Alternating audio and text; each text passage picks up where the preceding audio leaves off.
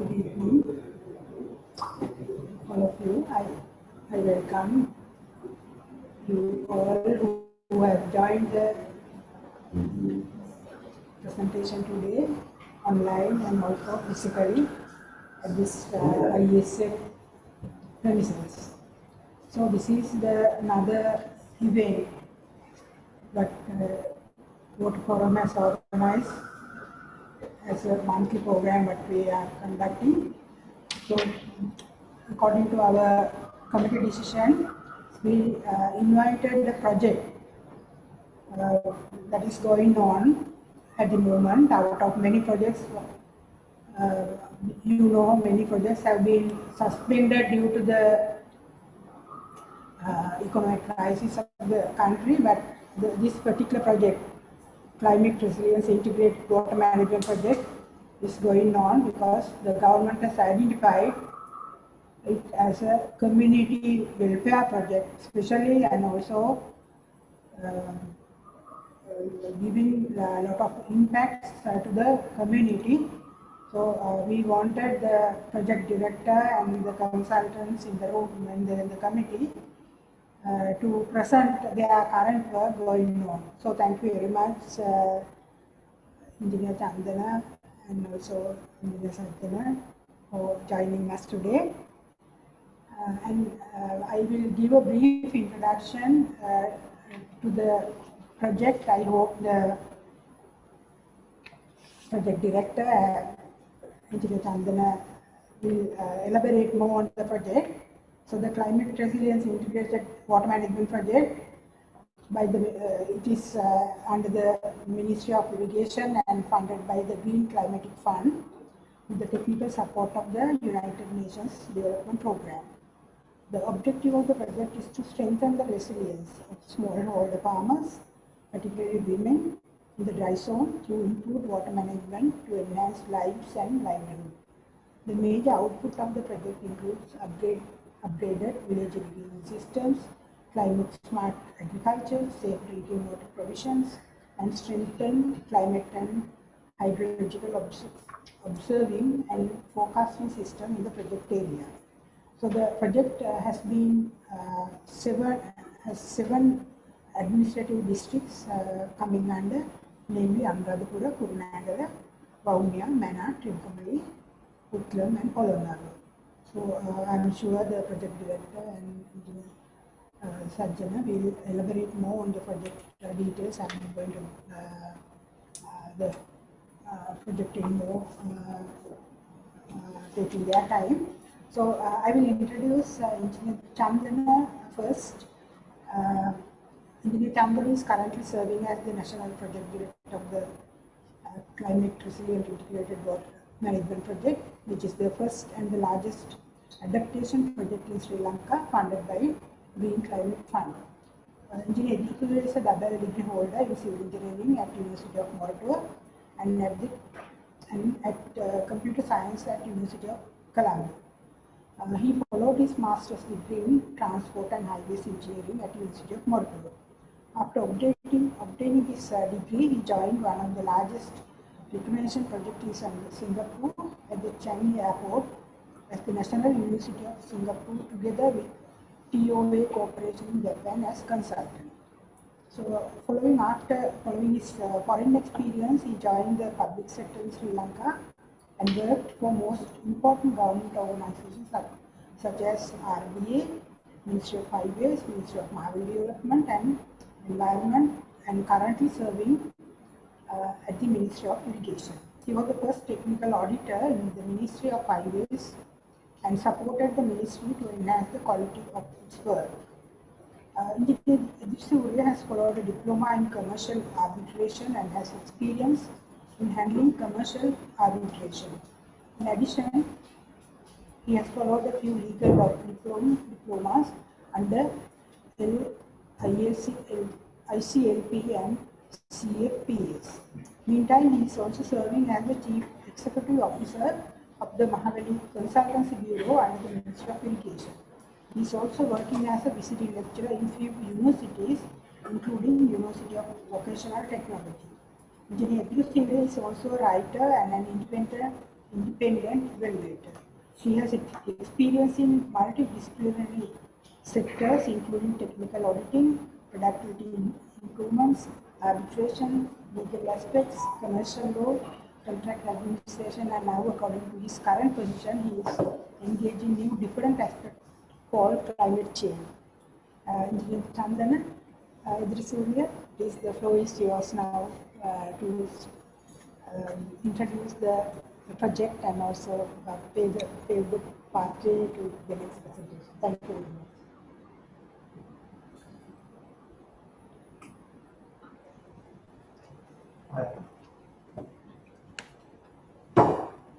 Good afternoon. We all know that yesterday is the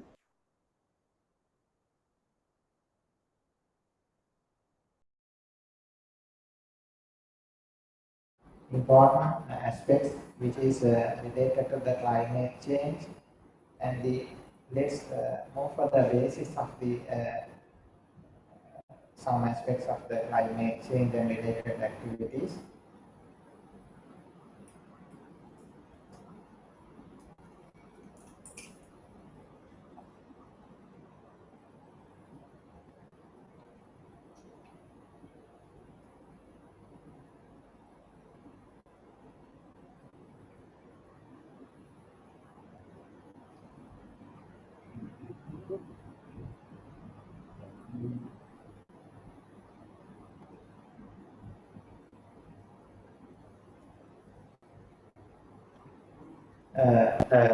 We all know that average pattern of weather is the climate, and the climate is defined as a condition at a particular location over a long period of time.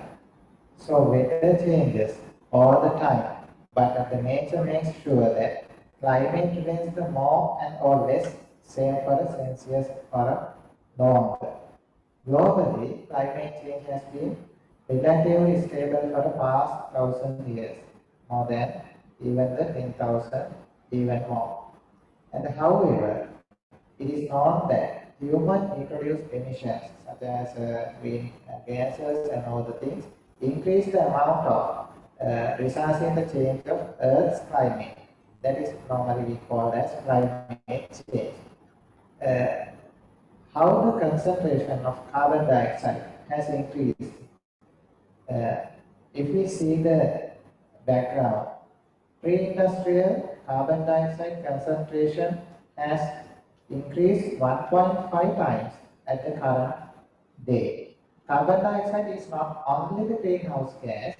We all know that methane, nitric oxide, and also such as several greenhouse gases are there. The global temperature has increased by 0.90 during the last century and 0.2 Celsius rise every decade. Over the period of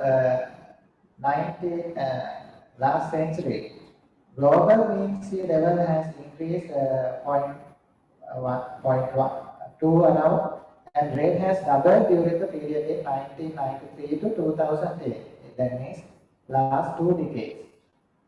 So ocean warming dominates the increase of energy stocks and climate system, accounting for more than 90% of the energy accumulated between 1970 to 2010, and lead to number of issues including increase of hydrometeorological disasters. If we see the number of people affected by the weather-related disasters, we can see that 56% of the global population, that means 2.3 billion, that means the affected population, 2.5 billion has affected because of the flood.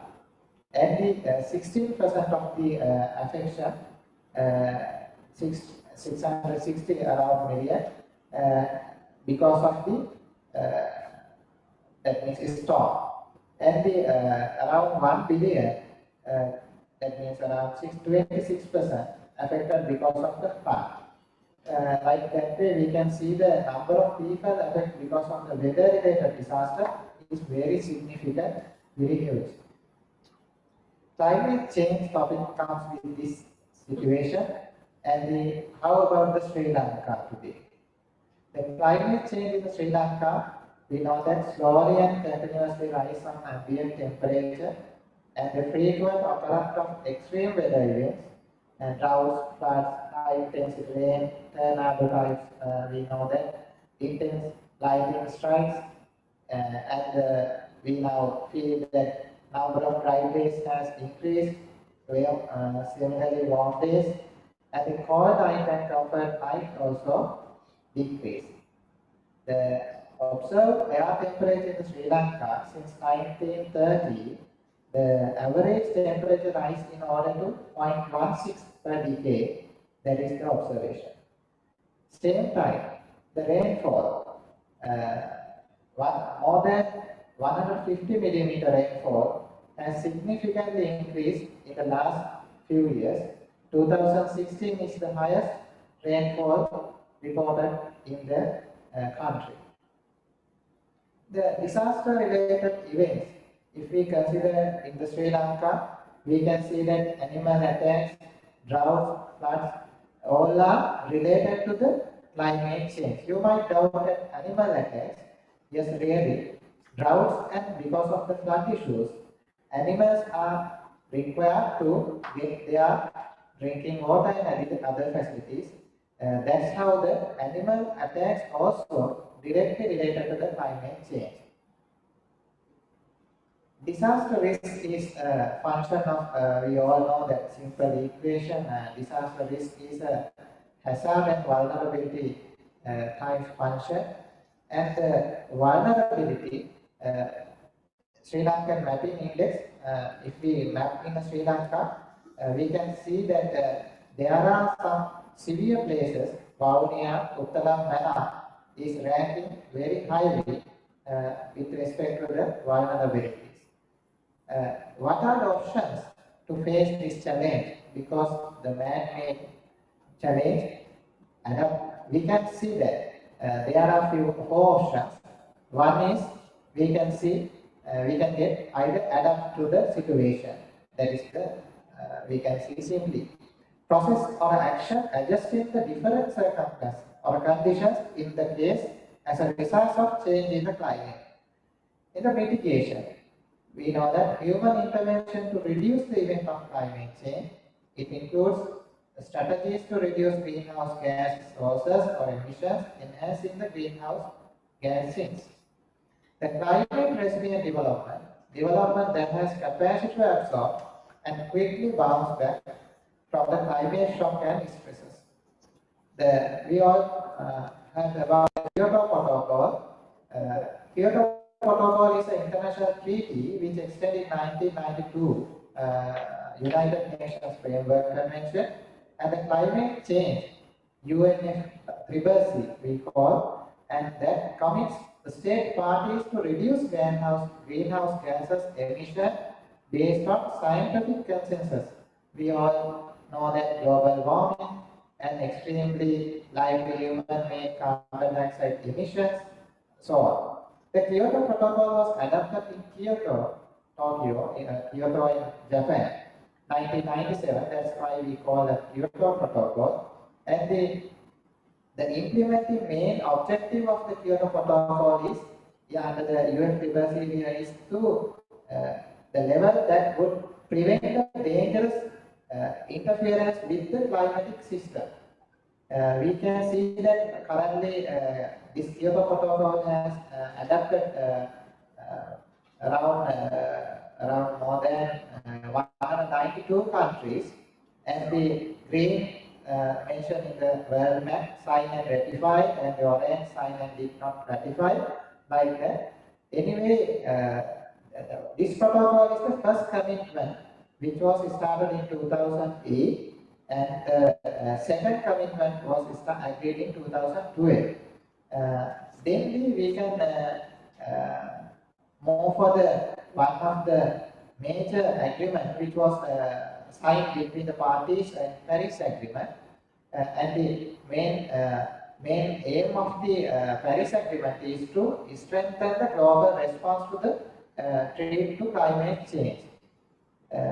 In our So we move to the one of the major aspects we call the global goals that are Sustainable Development Goals (SDGs), were adopted by the United Nations in 2015, and universal call to the actions in poverty, protect planet, and ensure that 2030 all people enjoy peace and prosperity. So, under the 17 strategies are integrated, and our project has adopted 6 SDGs. We all know that one of the leading donor, which is we already now these days are discussing Green Climate Fund, that is simply called GCF. This is the today we are discussing on the adaptation and other aspects which are discussing. Green Climate Fund is one of the largest donor which is providing funds to the other multilateral donors too in our project, which is called Climate Resilient Integrated Water Management Project. The grant comes from the Green Climate Fund, and the technical and other advisory supported, including accredited role, provided the UNDP, United Nations Development Program.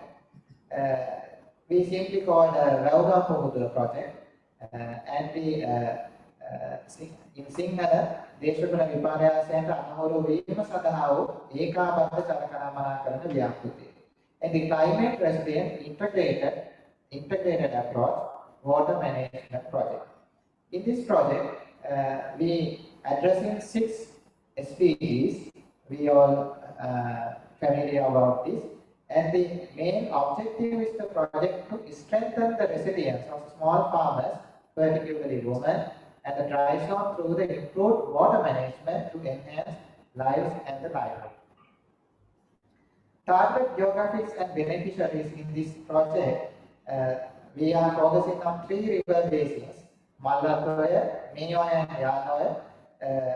We know that vulnerability to the climate change because of the highest vulnerability area and the high intensity of village irrigation systems that will be discussed in the other presentations. We call that based on the Cascade systems, and presence of vulnerable farmers and significant lack of drinking water and high use of CKD use. Considering these factors, this project has designed, and we can see in this map as a CKD ranked in the country, this project. And we know that in some families, all the members and the key members of the families are affecting CKD use in these areas, and very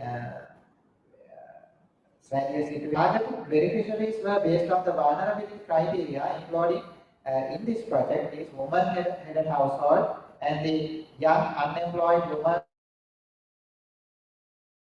household with disability or and conflict displaced, resettled, flood affected in the last few years, families with children, women displaying malnutrition. This project runs in 7 districts. We know that Anuradhapura, Polonnaruwa, Puttalam, Kurunegala, Trincoe, Vavuniya, and Mena.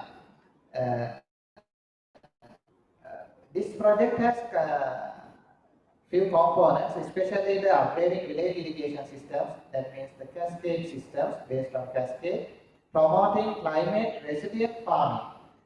We call climate smart agriculture practices in these 3 river basins in the dry zone. And the enhancing decentralized water supply and management solutions to provide access to safe drinking water to the vulnerable communities. That is the second component of this project. As a third component, improved water management system, including planning of water release from the irrigation sand to enhance adaptive capacity of smallholder farmers to face droughts and floods using early warning and advisories based on hydrological data and weather climate knowledge. These are the few practical experience we can see in the ground. There are treatment plants and the rainwater harvesting system installations and the rainwater installations land and the treatment plants. All the things are getting applied in the ground.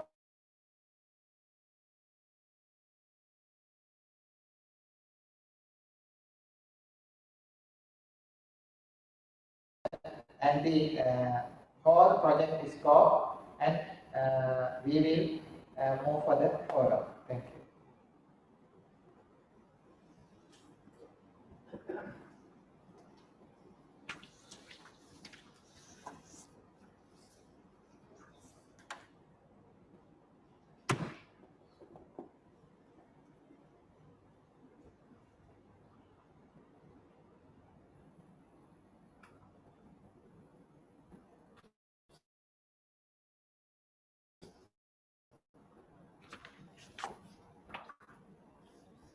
Thank you very much, Surya. You gave a very clear picture on the project, and we can see those who have prepared the project proposal, project concept, has identified the pressing issues at the field and address through the project. So, congratulations for those who are involved in the project formulation and also other those who are involved in project implementation.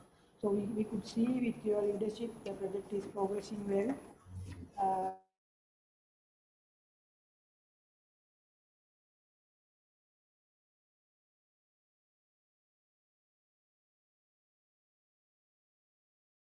He is a retired additional general manager of the National Water Supply and Drainage Board.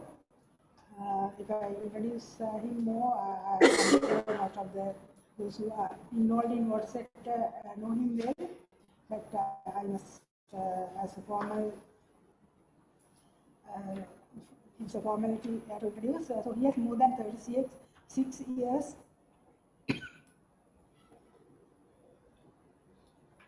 experience in the field of water supply and wastewater with National Water Supply and Drainage Board. He has passed the BSc Engineering degree in Civil Engineering from University of Morocco.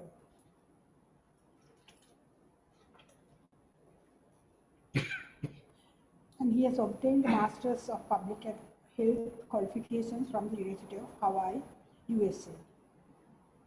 Engineer Jayasurivadan is a fellow of ISA. He is presently working as the water supply specialist attached to UNDP in the climate in the Yavgam project implemented by the Ministry of Irrigation. Engineer Jayasurivadan was also a member of Cabinet appointed committee for preparation of a strategic mechanism for implementing a common watershed management approach in Sri Lanka. He is also a certified water safety plan auditor. During his tenure in National Water Supply and Drainage Board, he has served many technical evaluation committees and shared his vast knowledge in water supply and wastewater management areas. So he also conducted many workshops pertaining to his subject and trained many personnel related to government organization. We are very happy to see Engineer Jayasurivadan, you are involved in the project, in this project, with your vast experience in the water sector, and I'd like to hear from you what is going on at the moment. Thank you.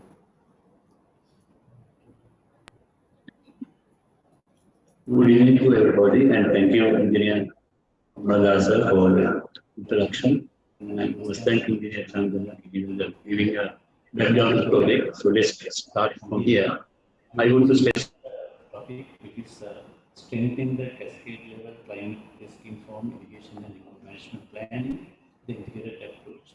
I think that's the list of the presentation here. So let's I have some small content. So we have the objective was written by Chandan. So this project has been designed as a paradigm shift. So that's the important thing, that we need to build something new and first time. And also, we are talking mainly about the cascade level integrated water management approach. Then, of course, the outputs. I will not go to much details, and then the challenges. So, in the outset, I must say,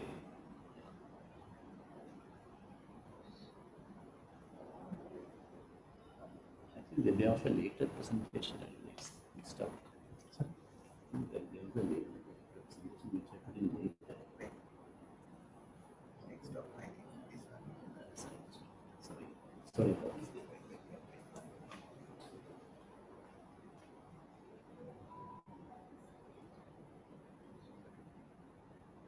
So people are small technical fix.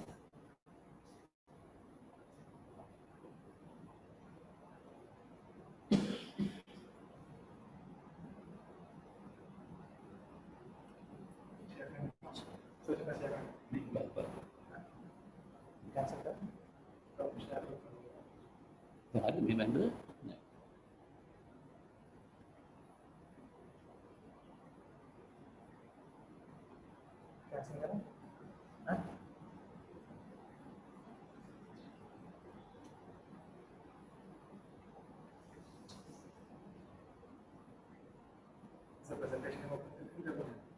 Hmm? Oh, it's okay? No.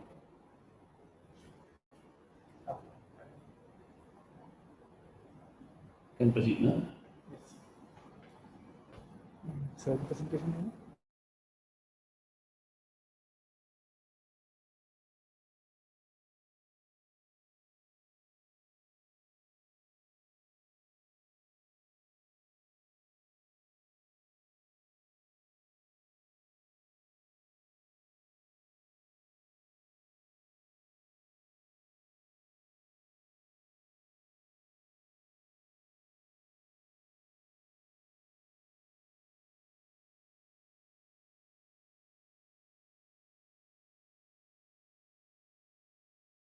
Practices and making one. That's the main important thing.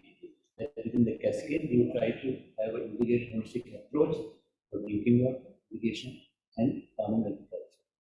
Then, of course, the first time is an integrated approach also been applied to incorporate climate change concerns. That's the main important thing, how the climate affects the sub-basin, river basin, mineral inputs, and the multiple uses. So I must say from the outset, there are a lot of experts working with us. The only two of us are here. Some of them are also in front. So this is a selective output of a lot of experts working in different areas. So although that only two of us are here today. Output one, I don't want to go into detail. So I just explain a little about output to drinking water, which I'm involved. So we have like about 5 types of interventions in this project. The first one is we try to develop new community managed water supply systems. So we have done 7 of them. Then also we are working together with the National Supply Management Board, one of our responsible parties, and we get the community involved and then work with them to get extensions of pipelines, because we find like in some locations it's extremely difficult to find reliable quality and quantity of water for the people to use. Then the third intervention is the rainwater harvesting systems. So here we are going for a new experience of rainwater harvesting and also recharge. That's an important concept we are introducing. Excess rainwater from the rainwater tank to be recharged downward. That's been very helpful and fruitful. Even in the new community managed systems, wherever we are using groundwater, we are using the concept of recharge. Then the other intervention is we have a lot of community water supply systems in the country, which the water quality is not acceptable. So we have introduced treatment systems to the existing treatment system. Then of course there is a great need in the rural hospitals and health centers because of lack of drinking water. So we try to introduce treatment options to this taking this solution to this. Now to do this is very important because in the climate and weather information.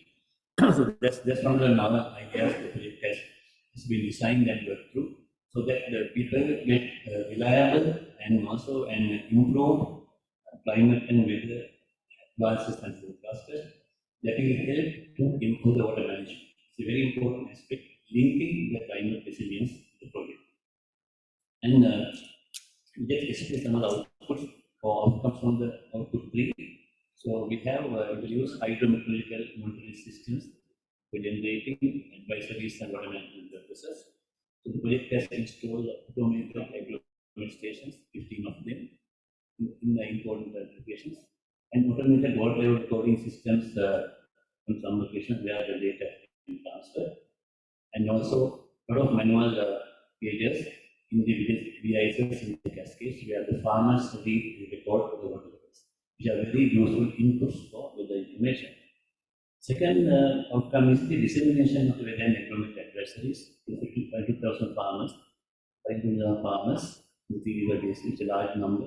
So the project is working closely with the government agencies, ASCs, and giving economic advisories for seasonal cultivation and planning management to ensure integrated management.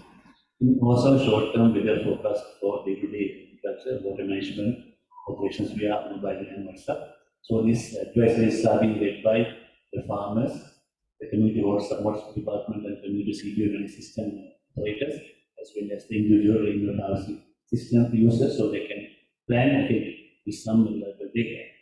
Number 3, very important, the disasters are the main component. So we have disaster early warning and preparedness systems, which is providing service to 1,000 people in flood areas. So the outcome of this is disaster preparedness plans for the vulnerable cascades. Then flood early warning systems will be strengthened. And of course, also we are having flood risk maps developed in these areas. We identify areas for flooding. Then the important topic that I want to discuss and highlight integrated approach. So the project is developed what is called cascade level integrated water management approach, where we have developed the need for 7 development plans, which has been delivered in these cascades. So these 7 plans together will provide the integrated approach that we are talking about to ensure better coordinated effort. So I will just come to them. So the first one is the village irrigation. The total overall plan is called the CWRDNP, a long word. So ideally it means Cascade Road Resource Development and Management Plan. The idea is to have an integrated approach of all the 7 plans so that village cascades become climate resilient, and also we can have an integrated approach. So these are the main components of the project. Components are integrated cascade level, then it's designing to achieve the climate resilience, and also integrating the ongoing activities to achieve a common objective within the cascade. I mean, we understand the cascade is a small module of the river basin. So if you have this approach in cascade, we can sort of replicate it, expand it to river basin level on one day. That's the idea. Then, of course, the 7 maps are there. So right behind on it is the inputs. So we have for each cascade a resource map which identifies the inputs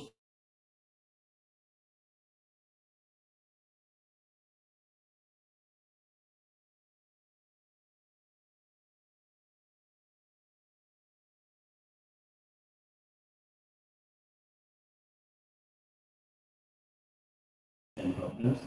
Then we use PRA tools and PR tools to make sure that all the details are collected and presented, and followed up by engineering service and designs, which will improve the system. So this is the main concept. So I will just, very importantly, this map is developed by Mr. Palibulan, who's working with us, so with permission I will use it. So the idea is that these 7 plans or cascade management plans integrated approach. You can see it has the Cascade Water Association, it has the Agri Development Plan, it has the Irrigation Upgrading Plan. So there has been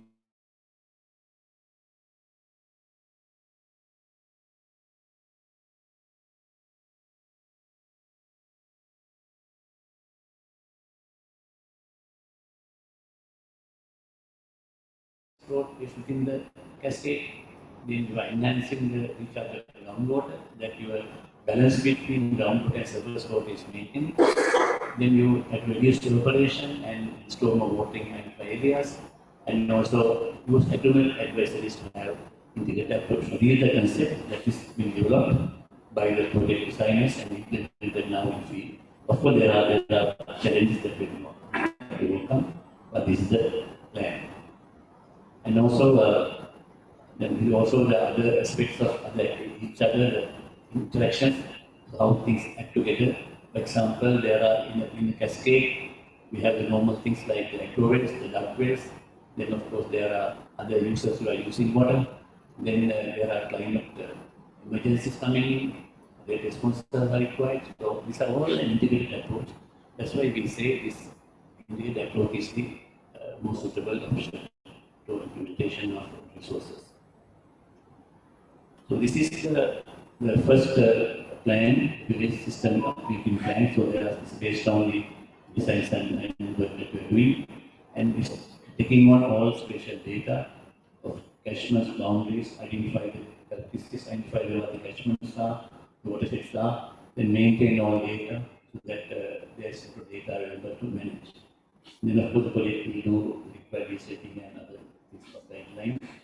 Then of course inventories, and of course we try to use this data to have a operating village tank system as one of the first development plans that we are promoting and implementing. Then very important, number two is disaster response and operation and maintenance plan. So there are some areas which are responsible to flooding, so we will take action, and so we is doing a lot of flood risk maps and identify locations to address that. Then we are the other side of it, the drought. Then we have to do how to respond to drought. Then of course this is data, so we have a lot of data from rain gauges in the cascade and the water level measurements in the tanks and flow measurements. So all that is providing data for these systems. Then of course guidelines for recording and using water levels. Then operational responsibility of the farm organizations and the cascade water committees. Then how to maintain the systems of irrigation systems and liaisons to have a good running ecosystem.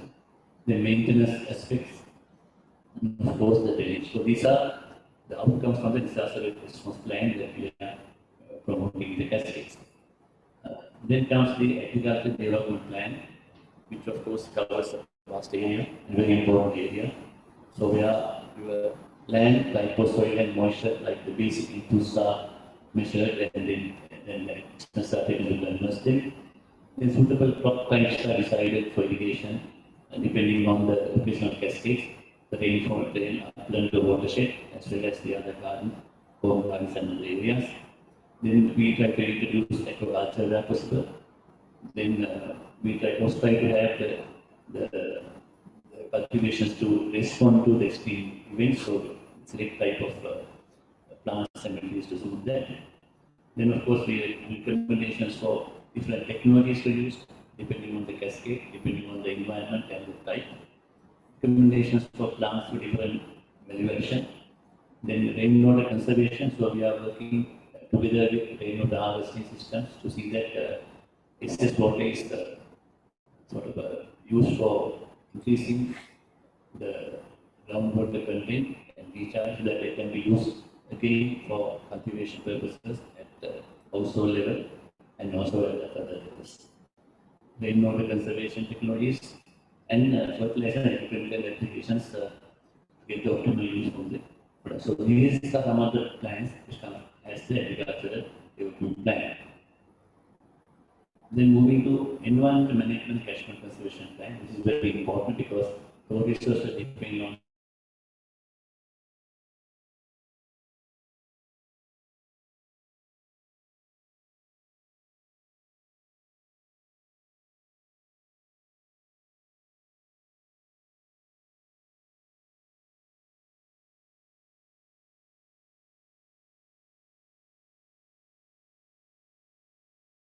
tough job with a lot of, I'm sure it's done a lot of if we are facing with these demarcations and all that in the upper catchments, which is tough, but we have to do it.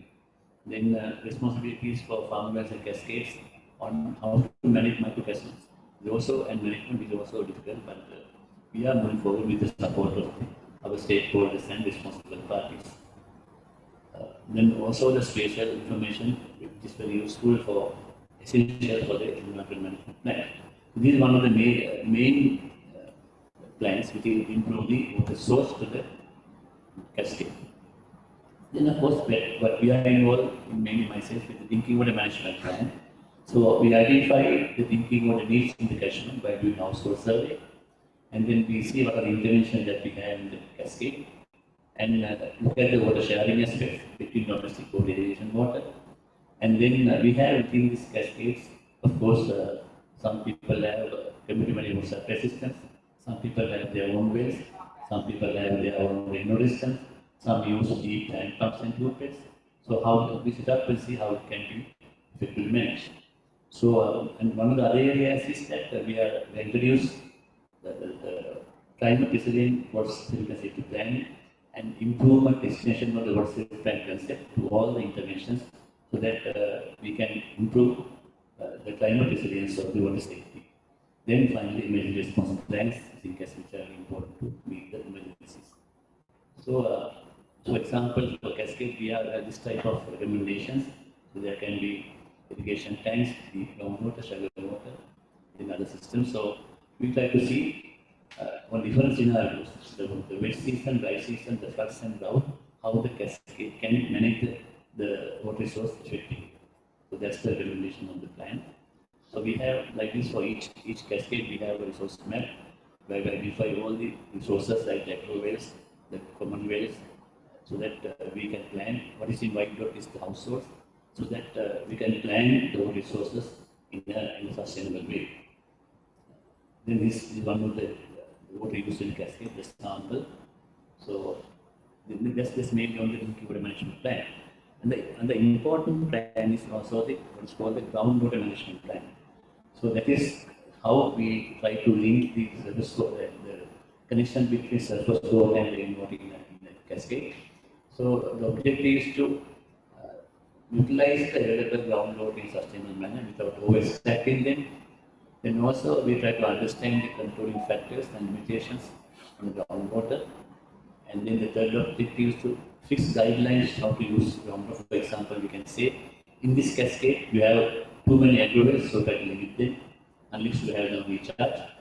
And then we study connection between surface water and groundwater, because then that will give the optimum benefit to the farmer and the drinking water user to use this total water resources. Then we develop monitoring mechanisms, like we select about maybe 15 to 20 or maybe 10 to 20 guardrails in the cascade, and let people monitor and see how things are using. Then improvement and protection of groundwater sources with the participation of groundwater stakeholders. Then of course the capacity development of the farm organizations on sustainable groundwater management, because the groundwater management is very important in the cascade. This first time we are going to do it, and we have to get the services from the National Water Supply Management Board for it. It involves the technical support of geologists, inputs. So these are some of the work that they are doing. So we have to do field work and then do a lot of work. So we are doing this first in 4 cascades, example. So these are some of the one of the cascades in what we are doing in Putlam, where they have identified the points of monitoring water levels, so that quality and quantity, so that we have idea of what's happening. And also there is the develop this type of geology maps, so that we know the underlying condition of the geology of the cascade. So what's important is the cascade surface water flow and groundwater flow are not in parallel. They have different. So that's the main issue. And finally, we try to identify some areas where we can do groundwater recharging. That's the whole concept. So that we could develop simple systems to recharge the groundwater in the cascade. So what is around here is the cascade, and what is given in different colors are different stones which can use the groundwater recharging principles. So this I think for the first time that we are doing it in Sri Lanka probably. So it's a good experience to know. So the final outcomes that we know the connection in the cascade between groundwater and surface water, so that we can plan our water sources how to do it effectively during the rain season and the drought season. But of course, we need to identify areas for recharge. These are the benefits that we are working from waterman. So we have increased soil moisture and maintain greenery, improve groundwater levels and groundwater quality. The quality of groundwater, as we know, is an issue. That's one of the main contributors that they say for this CKDU. They say the combination of probably the fluoride with a lot of other minerals like hardness. This combination is the issue with normal supposed to be, although it's not established, one of the main issues for CKDU. So that what we have found out and what is important is that with proper groundwater development plan, we could improve or increase the infiltration, to reduce the concentration of these chemicals, and finally we can have a better environment. I mean, the third one is identify the good and bad groundwater source, reasons for changes, and the remedial pressures. Then better understanding groundwater, so that we get people involved in measuring the water and all that, and we have to evaluate, then the farmers and the other users in the cascade understand the requirement, how the things change, how the groundwater patterns change rainfall. Then so that then you identify the low and high water zones. So which we can also select different crop finally. They control floods in some areas, and mainly that you have a better understanding of how the groundwater behaves. So this is the groundwater management plan, groundwater plans. Then of course, very important thing is the project is working on an institutional framework at Cascade level. As you are aware, the Cascade has a lot of number of village systems, village tanks, and we have our organizations. So we are working with the government departments and probably the Department of Development, I guess, now to have a sustainable and legal entity for the cascade management. That probably in one day we can have this to have a irrigation management committee. So that's sort of thinking that will scale up in time to come. So this committee has to integrate the functions of existing CDOs and other users, then better manage and allocate the water among different farmers and different VISs, then have some financing plan supporting, and then try to analyze and see or optimize how the fisheries, livestock, and other options manage with the system. Of course, we all talk about gender inclusion to make sure that things are looked after well. Then finally, that responsibilities has to be there for ecosystem management. Because cascade development is then restoration of the ecosystem. Then of course the success failure. So this cascade management committee has become very important and essential. So the project is working on that to fulfill that. Of course, the last slide is that the first time we are trying to have a water body surveillance in the cascades, because as you know, the cascades are losing water like from one irrigation tank to other. So it's like we have a catchment, VIS, then there's a users like cultivated farmers, then that goes to the second tank and goes like that. So we are trying to see how this water quality changes within the cascade. So we have the same one cascade water surveillance. So this is a request from one of our technical committees we are working, and they will request to make sure that we have a baseline of the cascade, what is coming in and what is coming out, we measure it, and then so we can see the impact. So this is the other aspect that we're looking at. So we are our final thing is that by doing this 7 different plans in a collective way, that we can plan to implement and apply an integrated approach to resource planning in the cascade, so that all the users will benefit from it. Thank you.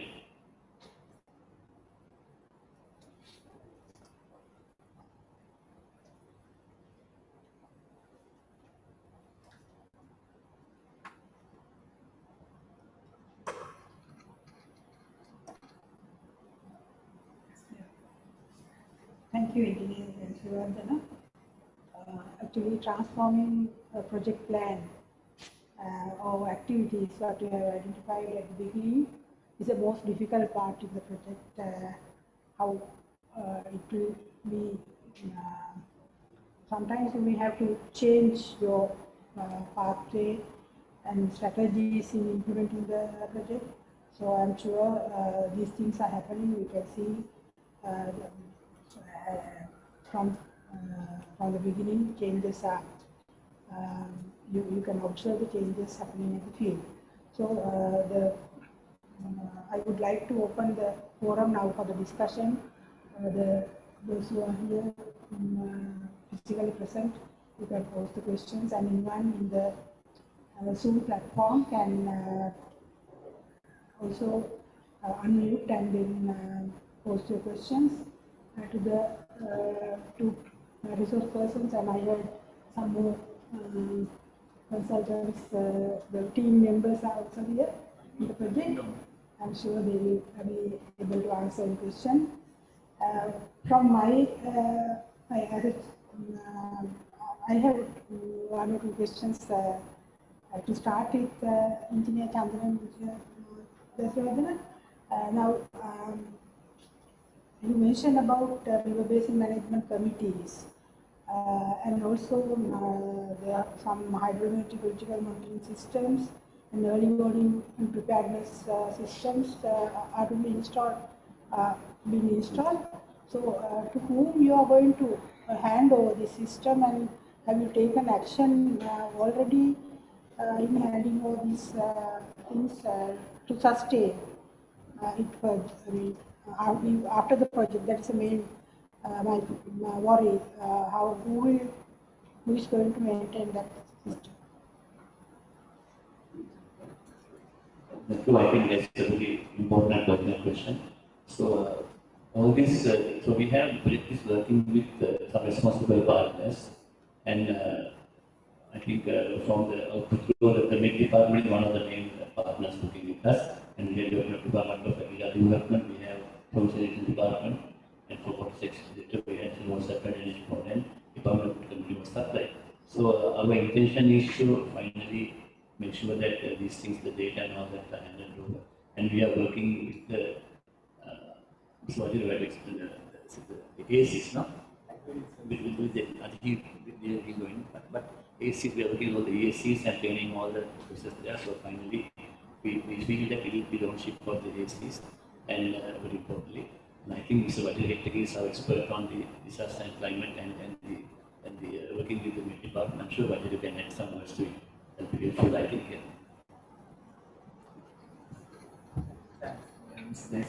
Actually, as you mentioned, some of the, for example, meteorological equipment, gauges that we have installed are under the department. All these automated gauges are in the districts that are maintained by the department. And other monitoring, like below the rivers, we have installed automated water level recorders. Those are, as you know, that the major rivers are managed by the irrigation department. So they have to go to the irrigation department. So they are now maintained. And we also support them to maintain because we also have 5-year maintenance plan and discipline. So that is how the major automated gauges are maintained. But as well as we also have manual gauges installed in the Cascade farming areas, like in the command areas of the mine irrigation lands. So those are mainly maintained by the farmers. And also some of these agricultural officers like ARPS and Department of Agricultural Development also provide some supervisory support. And those are maintained by mainly farmers for day-to-day water management activities. They keep records and look at how they can plan their cultivation according to the levels, water levels in the cascade. And also some of the equipment that we have provided for aggregate service centers, because our intention is to develop aggregate service centers as knowledge hubs to share all these information, including weather advisories and climate advisories, some of the warning messages. So those are owned by aggregate department. So this is how we see, and we and provide some equipment for district level institutions like agriculture and agriculture. department than BMC, because now the BMC has a role to play in terms of the extreme events like floods and droughts. So then we also plan to provide some support for it. Thank you very much. It's a clear explanation. This will be for the questions. Any questions from the audience? Would you like to You spoke about a lot of data collection. Are those data being coming to some central spot, or is it going to be isolated local areas?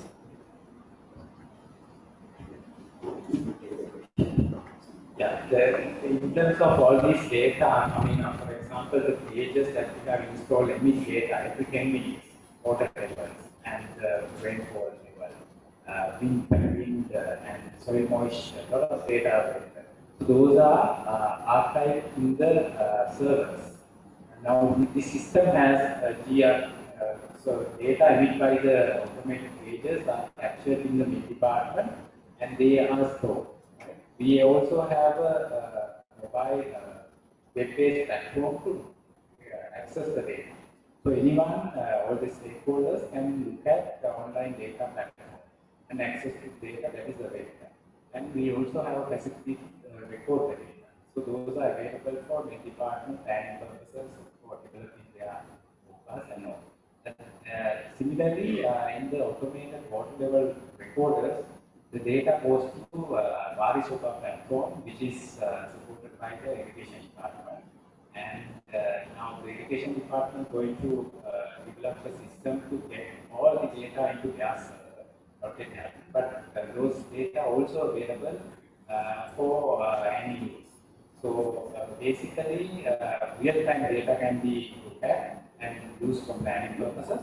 Also, time series data, which is historical data, also available in the system for access by any purpose. And some of the other data, like for example, all these advisories provided, time to time, forecast, all these data are managed by the particular department, not by the farmers. Right? But farmers maintain the data for their day-to-day operations. And also we are trying to build their capacity to analyze some of, for example, some of the rainfall data over the last few weeks, few months, and to plan their cultivation season. That level of data are also available in their reports by farmers.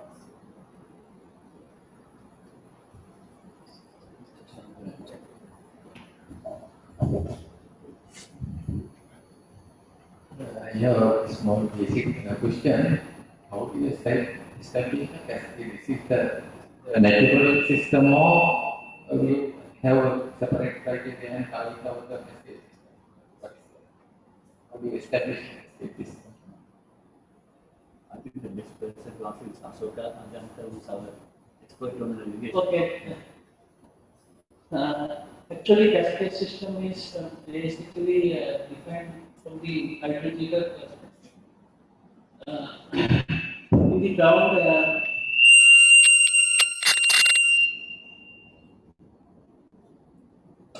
in the ground actually, we work with the communities in the area and map the cascade. That's the first step. Identify the interconnected water bodies, especially the small scale tanks. And then we verify our data with the Department of Agrarian Services.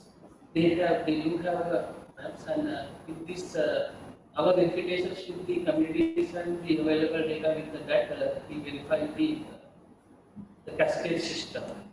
It's actually called it's a natural system. So based on the hydrology, actually, we define the cascade system. Just asking, now we have a cascade system and in ancient time, all these things were done by ancient times, not recently. So sometimes the cascade system can be very large, in several times. So how are you going to manage? If it's a very large system, you are going to, in your project, you have selected some cascades and you are included to the project or Yeah, actually correct. We are working in 20 cascades. In one cascade, I am there are around 35 tanks, right? So we have mapped actually the entire cascade with the communities and verify the hydrology. So in that way, actually, we have identified the cascade. In certain cascade, actually only 4-5 tanks. But in certain cascade, we can find a very large number of tanks, around 35. Uh, so in that way, actually, you can have the cascades. Also, is there number of cascade? Yeah, this is the So what is the area that 35 times what is the extent? Yeah, this is Asim, senior engineer. Actually, the cascade in the river basins, there are several cascades as you know. But, if you select one cascade, we analyze the data, hydrological data, and find out what are the tanks involved. Some from first tank is we call sometimes towards ancient name as Hilalera, it may be in the forest area. From that one, we see the interconnection with the tanks, and we select those tanks for the development. So it have this. If you see the tanks, the cascade is already boundaries there. There are some just with the hydrologic analysis only we find the tanks. Sometimes abundant tanks also we identify. That means interconnected tanks we identify and then only we develop. We can find with the stream and if you do the survey and do the hydrology analysis, we can find the tanks which is already originally done by the kings.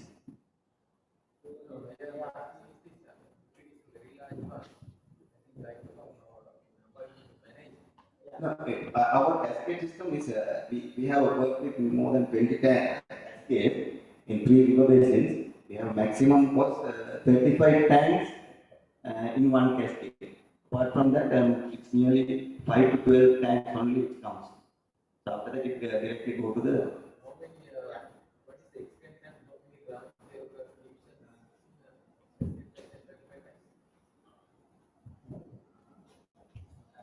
I think you are asking how do we manage this cascade system, isn't it? Yeah. Yeah. You can manage while the project is there. Yeah. But the future sustainability is Yeah. massive one. Why you manage that? Yes. Actually, in the cascades, as per the government protocols, the Department of Agrarian Development in the most areas are managing the cascades. What the project is doing, strengthening the cascade system in the infrastructure level and the technical other aspects, water management and the other technical aspects too. So, as an administration body, Department of Agrarian Development will look after the maintenance and all other aspects. In addition, that most of these tanks are located in the provincial council areas. The technical support will provide by the provincial irrigation department. So if I answer your question, actually, we have proposed with other development projects as well to establish a cascade development of cascade management institute. We are going to actually establish and gazette with the Department of Agrariculture. This is still in the pilot level. Actually, as you correctly mentioned, in the larger cascade, it's very difficult to manage the resources in integrated manner. Right, that's why we are getting all the water users, especially farmers, livestock, and other users to one body and try to establish a one institute for cascade management committee or a cascade management institute or whatever it is. Still the name is not finalized. So now our project and other projects, just like World Bank funded projects are there. So we are working with the Agrarian Development to establish cascade management committees in the pilot stage and then gazette the legal provisions. Rather than somebody at the end. Sure. I would suggest more institutions. We have enough institutions in this country. We just don't do it like that. It's not an institution. I said, don't suggest, if you don't want to do anything, suggest some more institution. Now, what is my opinion? But I want to institutions think about but it is only not saying that our institutions create never. Now, our red tape, you know, yeah, that's also true actually. So there are many organizations in Sri Lanka. There are many power organizations. That's true. We agree actually. We also have that concern, but there is a solution in project level and ground level as well. Come up with the actually, if you do not manage the yeah, it's a committee. If you do not manage the cascading integrated method quickly, they will disappear within the let's say 50 years. So as you know, in future we had actually around more than 50,000 tanks in Sri Lanka, but actually now only working tanks have been less than 20%. So tanks are disappearing in Sri Lanka. Right, so there is an issue. There is a governance issue in Sri Lanka definitely, especially the local governance issue in Sri Lanka. There are many suggestions how to overcome those governance issues. This is the suggestions actually come up at the moment, but I agree with you. There are so many other things. No, it's very serious for us as well. Actually. But there are suggestions. one more thing. Like you are recharging water, no? I think under your project, it's a very good thing. Those technical aspects, can you, sort of suggestion, can you put it in the newspapers or some sort of a program? Because in ancient time, not ancient time, I think just now, I think they were very concerned about the water, groundwater usage because they had water saline, so they have used regulative area water to so recharge simple system. So now I don't know whether they are doing it or not. So I think you have found something, created some new things. Why don't you use some publicity? But we can use it in our areas and if they are simple, then we can get out. Yeah. I also have the same question. What are the new techniques you have found to improve the groundwater recharge? What is the technique you use to give this information to the society regarding this weather, early warnings and things like that to localize the community? How are you passing that information so quickly? Any strategies? Ms. Asif, do you want to answer? No,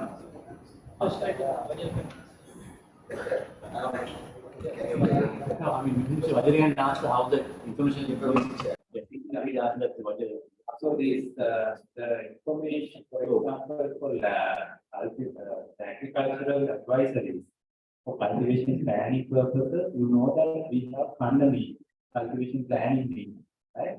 In the rural agricultural areas.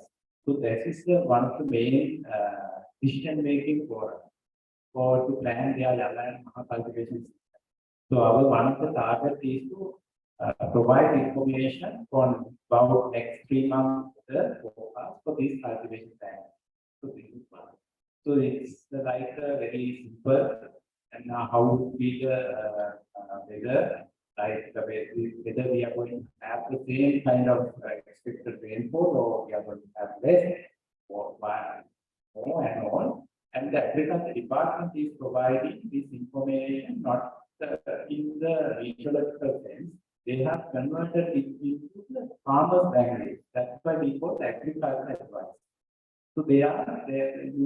You can guide farmers to go for short-term varieties like 3.5, not for 4 months in this season because we are going to have less there.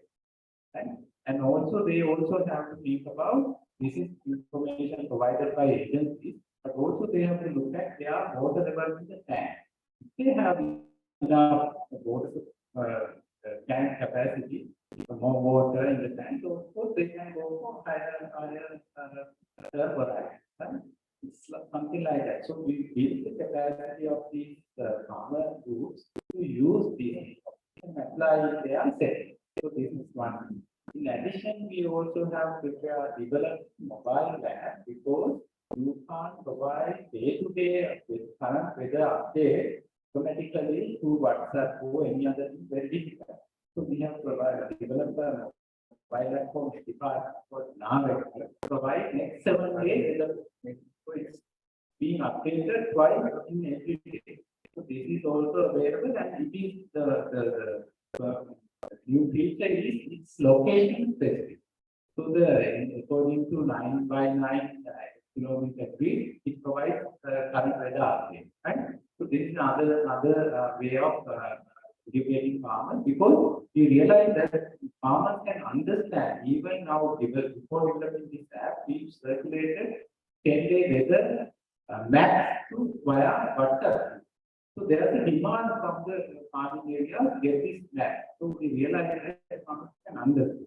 So this is how we see providing weather and other advisories. Of course, floods and other advisories, that it's EMC will disseminate so everyone can understand.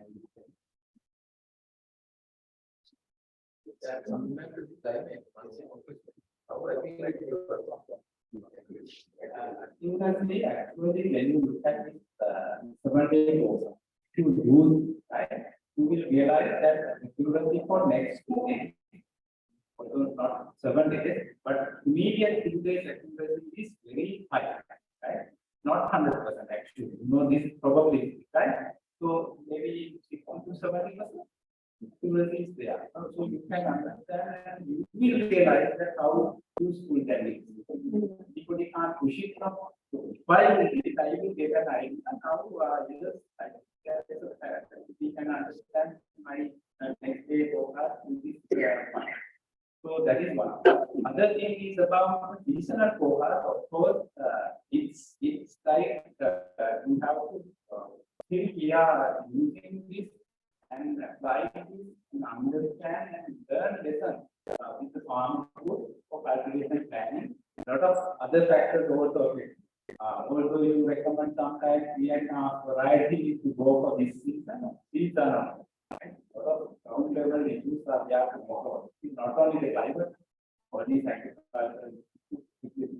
So, at the moment, farmers are happy. And I think we have more things to be done over here. And it takes some time. Farmers can be used for the farm, but for the other activities as well, just like or whatever it is, actually you can apply this data. Its accuracy is very high. Yes. Officially, you can see almost all the data are there.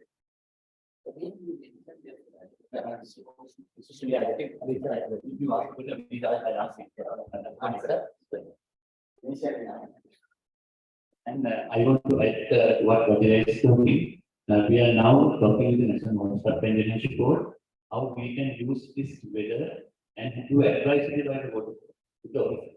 We are working with the river conditions and trying to do that, and we have user discussions to apply the same data and forecast and use it for planning for water capacity. And see that we are doing so that it's fine. Number one. Then to the question of recharge and about recharge, it happens in different layers. Now, for example, we are doing very successfully the recharge of groundwater from roof drain in the collection tank. You find that you get what sometimes in like about 4 or 5 months ago, okay? And we are providing 5,000 liter tanks. So, and there there's excess water. So we got a recharge. And that's one aspect of and then with that, if we have a program, we can use it. So that's sort of a simple thing of recharge. And to do that, there's a very good demonstration site maintained by the Pudiport at Wagipur Round Division. That people can go and see. They demonstrate how this works. And what we do is we send our outdoors to this place in Wagipur. And one day go and so they demonstrate how the groundwater infiltration and recharge works. That's very effective. So that is a very good thing. And then that's one aspect. Other aspect of other than knowledge analysis that is natural. I'm seeing that in the knowledge people know it. So if you know agriculture, we promote all that. Things. And then we move one step ahead, and in all the WhatsApp projects we are doing recharge. If it's download or Chalogam recount, both we are working with the download division, and we are recharging also for those. And we have received tremendous improvement in quality. And then going to Cascade level, we are trying to see what happens in Cascade. To say there is a need to share information, and we are trying to do this both with ID. So the recharge happens on different levels, community, individual, and household. So we have to do it at different levels and then manage it. Hope I answered the question. So Yeah, there's a question in the chat box.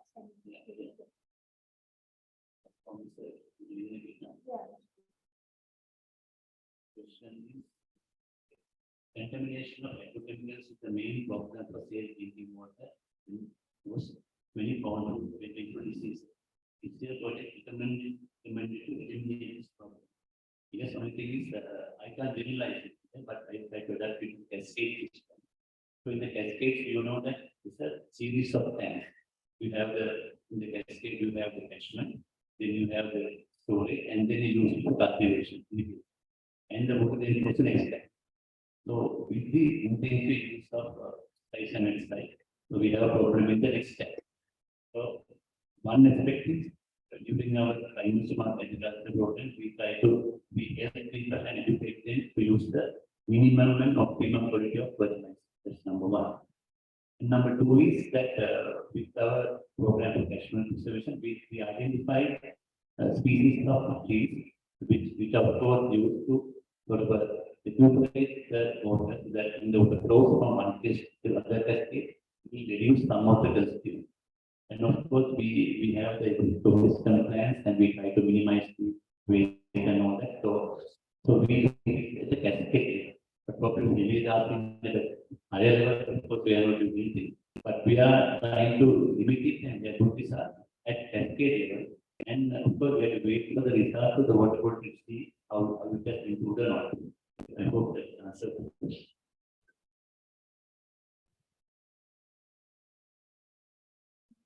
Thank you.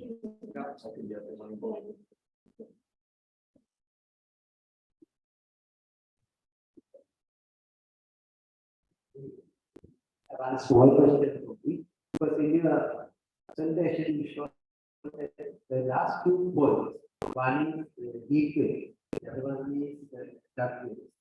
So how do you connect these two? One is deep well and the normal well. Yeah. You said you will protect this. Yes. What do you mean by that?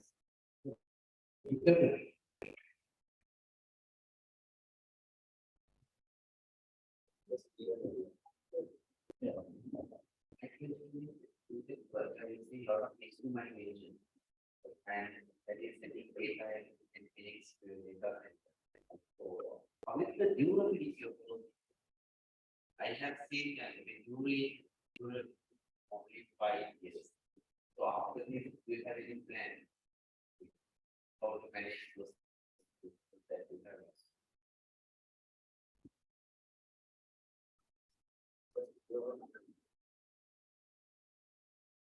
So the protection of birds and bees are very important. So if you want to protect the protection is against one form of contamination from water quality, mainly. Other one is that you don't overuse it. So contamination you must have what is called a vegetation and all that and protect. Other one is that you don't overextract it. So in our systems, what we do is if we are using it for a water supply system, we have controls, we have level sensors. And we have in this project, we have done extensive computers to find out the expectable quantity, and we have timers and all that. Naturally, what happens is people just start using it more. I mean, I use it for 3 hours now, and I don't increase it. I just take the pump. Here we have done basic things and put controls not to do. That's number one. So that will also similarly.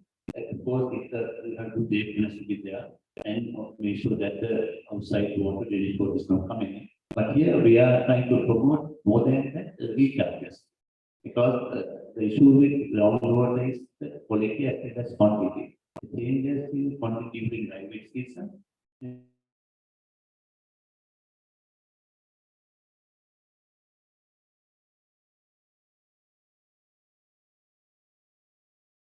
Quality and quantity both changes simply even diverting the rainwater from moving out to the well. You will see how it I directly mind. So after about 1 year, all your quality quantity will simple technique. But you won't add something to that. Equipment. Usually, lifespan of these equipment automated cages are 10 to 15 years, right? So actually, now what we are trying to do to maintain at least for 10 years, because technology is also being developed rapidly. So at least this will run for 10 years. And we also have some maintenance plan for 5 years.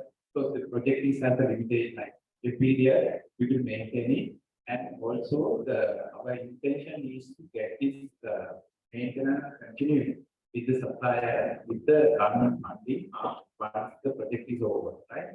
So we have a warranty period and maintenance plan to safeguard the equipment during this project period. Beyond that, the respective department will sign an agreement with the supplier to maintain further the requirement. And also we have some of the expensive spare part. We have spare part is also handed over to the respective department and also we provided training because every department has their own maintenance team. So they go and maintain the equipment periodically. So that is also helpful.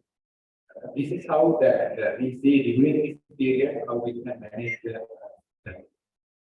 I think that particular question is very important. Now, 5-year period is the lifespan. Whatever we may argue, the manufacturer may say 8 years, 10 years, 15 years.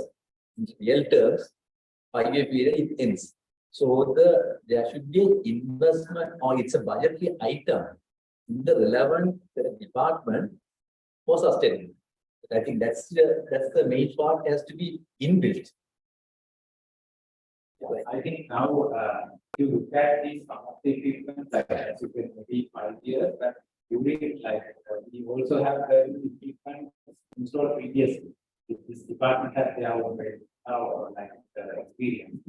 So in my experience, it's maybe run for last 10 years at least. Right? But the thing is now the departments in this current situation, especially that they don't get enough money for maintenance. This is an issue, right? This is this crisis situation that will be huge. So we do also have challenges. Like within the project period, we also provide additional investment to maintain these equipment during the project.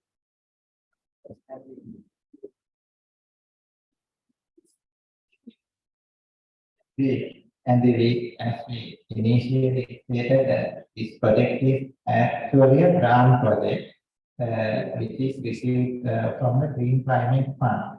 So most of personnel, those who are in Sri Lanka and the South Asian countries, is still not familiar about this funding.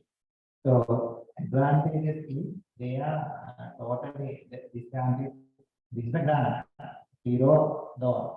So in this context, the project is mainly focusing what the government is required to do and for the project proposal. So government has an institution has some kind of obligation to because they are getting these facilities and everything free of charge, and the arrangement their governance mechanism to get these assets and maintain properly. So as a project, we always convince, as you said, yes, you have to definitely arrange some kind of mechanism to maintain or self-sustain these kind of instruments, and not only the instrument, even the assets what we have developed, the irrigation system, and everything are assets. So they have to find some alternative mechanism to maintain. So project is looking on that aspect. Thank you. Actually, ECF is doing assessment time in various countries. So, depending on the results of those assessments, they will decide whether they will fund for the project. As example, whether they will fund the project. So, we want to actually funds from GCF actually, the government has to make it. If those assessment results give a negative picture, it will be Sri Lanka. They will probably continue their investment in Sri Lanka.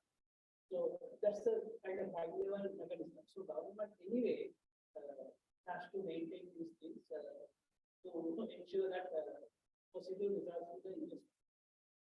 I think as a part of the project, Cascade has been report. So in that report, the government has been given a directive. If there's no funding coming in, it has to be funded through the treasury. It has come. You can sell the data and get some revenue. But then other one it has to be so. It has to be inbuilt into the system. Actually, projects anyway have a intermediate. I'm not talking about that one. NCF is independently doing assessment using other sources. As an example, now NCF is doing assessment through TV for their projects, right? So they will actually they do that kind of a code to assess some countries. So we have to make sure that these assessment will do a positive result. Actually, you raised a very valid point. Actually, thing is that project is getting from the GCF, that is country getting from the GCF, and showing that government will take appropriate action to maintain and everything.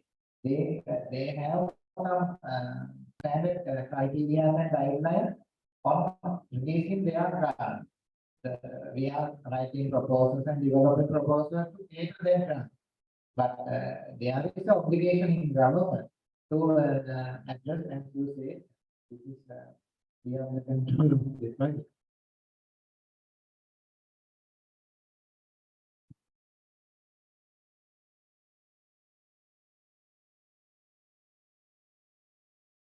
Actually, I have to thank Mr. Engineer Ashoka. He's our one of the senior consultant who is supporting us in irrigation sector and managing all these specialists. And Mr. Hasid, senior project engineer, and Mr. Wajid FPA, disaster management component specialist. In addition, project staff also very supportive to deliver this extent. Not only that, we have to say that this project is face a lot of challenges.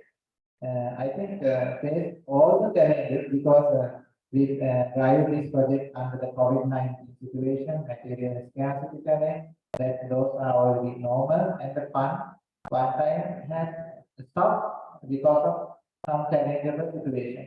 Anyway, very good thing is now project is in very high performance level, and the GCF also, we got some kind of assessment with the GCF and other agencies. Project is very high satisfactory level, and we want the next project GCF grant, and now that is also in implementation just started. Okay, thank you very much to Engineer Sivajan and Shantan for sharing your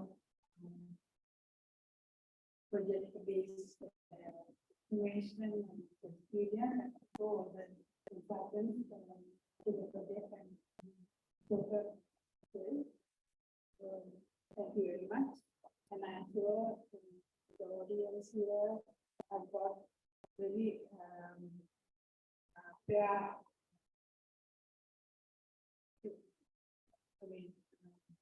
who we the project and how the problems they face and the implementation stage of the project. So hopefully we will win for another grant project, maybe advanced one.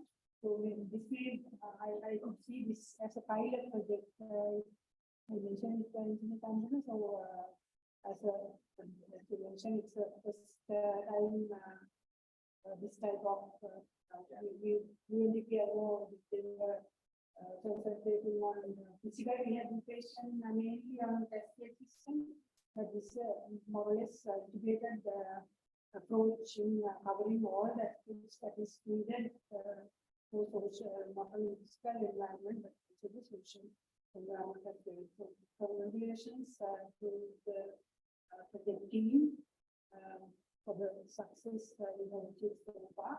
So, to conclude our event today, I will give the opportunity to give a lot of thanks to our secretary, Chini.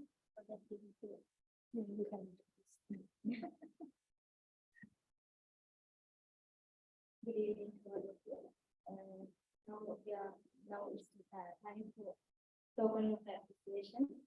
I would like to invite Engineer Shanta Fernando and Engineer Raj Kumar sir come to the stage to present their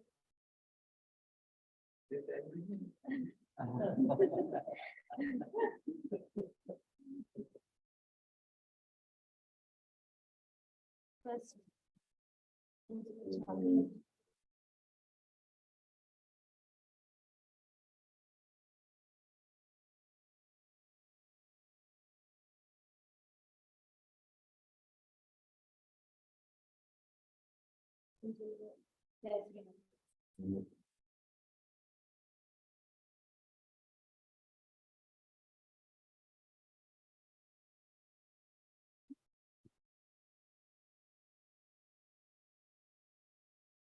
Thank you very much, sir. Engineer Bhadra Kamidas, Chairperson of the World Forum. Today's speaker, Engineer Chandana Surya and Engineer Sajal Jayasri Bhargana, Executive Committee members of the World Forum, all the participants, ladies and gentlemen.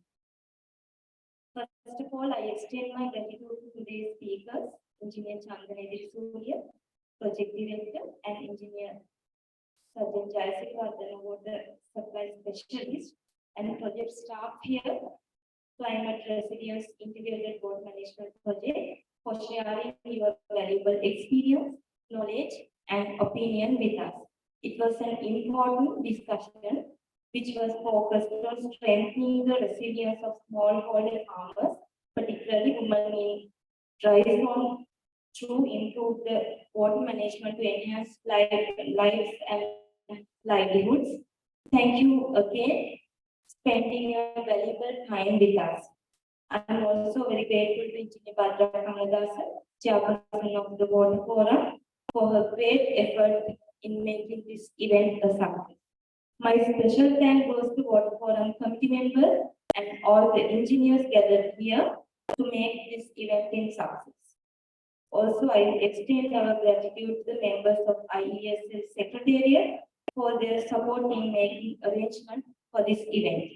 Finally, I would like to thank all the participants who are with us during the event today. Thank you very much. Wish you a pleasant evening.